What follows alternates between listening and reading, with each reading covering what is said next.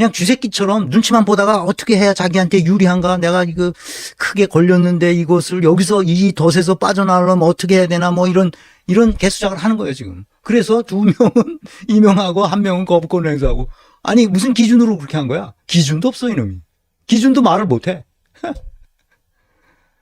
국회의 권능에 대해서 완전히 개수작을 한 거죠. 이거 또라이인 거야. 아마 크게 혼날 겁니다. 이제 윤석열을 배신할 수도 없고, 그렇다고 이 법적 절차를 내가 어떻게 할 수도 없고, 이러지도 못하고 저러지도 못하는 거예요. 왜 두 사람만 임명하고 두 사람을 거부했냐? 그것이 왜 문제가 되느냐? 나중에 많은 사람들이 저기 영상을 내가 여기서 보니까 사람들이 대부분 2명이라도 돼서 8명으로 했으니까 이제는 심리를 계속하고 결정도 할 수 있지 않느냐? 그래서 그나마 다행이다. 이렇게 말하는 사람들이 있는데 나는 웃기는 소리라는 거예요. 왜냐? 왜 웃기는 소리입니까, 이게? 윤석열은 인간이 아니거든. 9명이 심의해야 되고 9명이 심판을 해야 되는데 8명이 한 것은 위법하다. 나는 그런 사람들한테 받았던 것은 이건 잘못된 판결이다. 이럴 놈이거든, 충분히. 윤석열을 아직도 몰라? 2명을 채우면 된다고 생각하나? 이제 박근혜 때도 그랬다. 그건 박근혜 때지. 나는 안 된다. 이렇게 시비 불투면 또 골치 아파서요. 그래서 3명을 다 채워서 9명으로 해서 9대 0으로 이놈을 골로 보내야 됩니다. 이게 인간이 아니거든.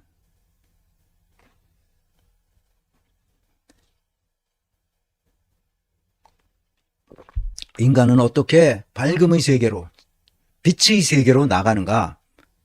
그것은 제가 계속 얘기합니다. 다시 한번 얘기합니다.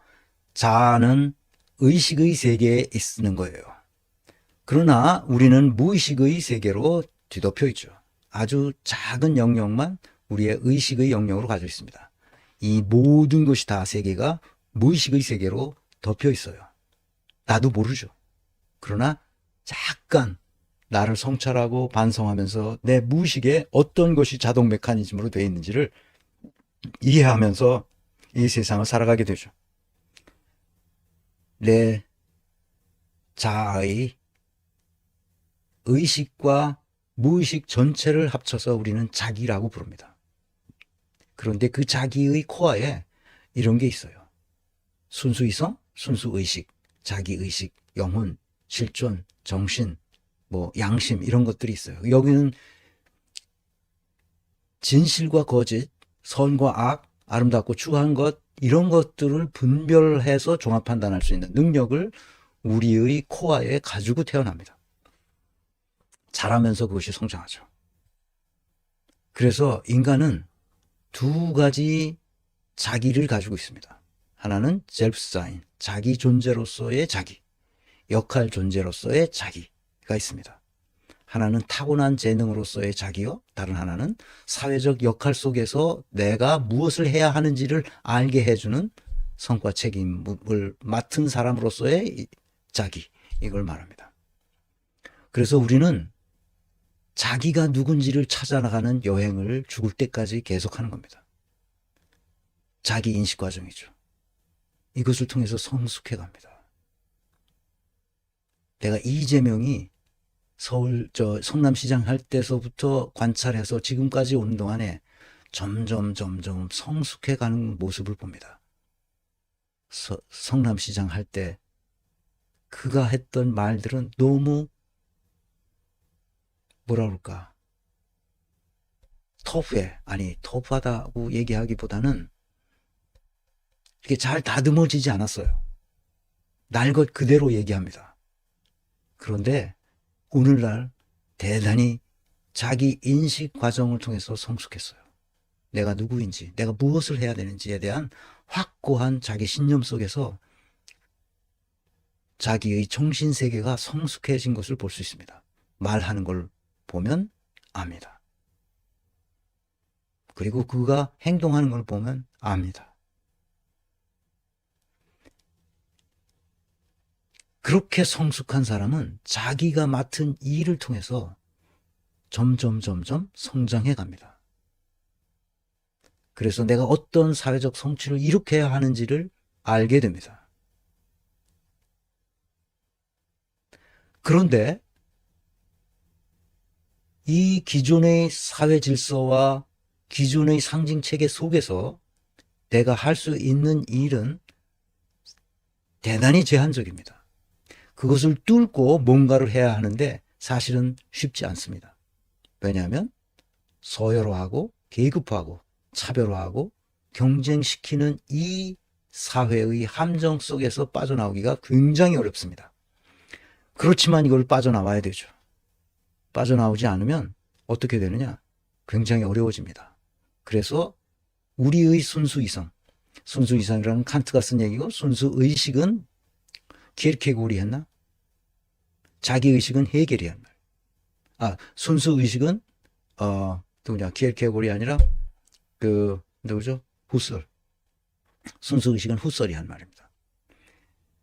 자기의식은 헤겔이 한 말이고, 영혼, 실존, 정신, 양심이라고 말하죠, 보통. 그 양심은 우리에게 어떤 역할을 해주느냐, 이걸 통틀어서 양심이라고 하는 거죠. 게비슨이라니까 우리가 지식을 함쳐놓은 거야. 우리가 이 세계에 대한 지식이 총체, 그것을 함께 묶여있는 것, 그것이 총체죠. 양심은 그래서 영어는 conscience라고 말합니다. 그 지식, 사이언스죠. 지식이 함께 묶여있는 그것이 우리의 양심이죠. 그러니까 내란당 애들, 내가 어둠의 세력에 있는 애들은 이 양심이 없는 거예요. 그러니까 무엇이 진리인지, 무엇이 거짓인지, 무엇이 선인지 악인지를 분별할 능력이 없는 애들이야. 왜? 양심이 없거든. 그 최상목이도 똑같아. 양심이 없어요. 그 양심이 없는 애들의 특징은 뭐냐? 이 주관적 세계와 객관적 세계를 하나의 통일체로 결합시키는 이성의 힘이 없어요. 그러니까 인간의 삶을 진리로 이끌지 못하죠. 자기 자신을. 주관적 세계와 객관적 세계는 뭐냐? 여기는 주관적 세계예요. 왜냐하면 내가 나 자신을 찾아가는 길이니까. 그런데 여기는 객관적 세계죠. 내가 다른 사람과 함께 같이 사회적인 역할 속에서 뭔가를 이루어내야 되기 때문에 객관적 세계라고 그래요.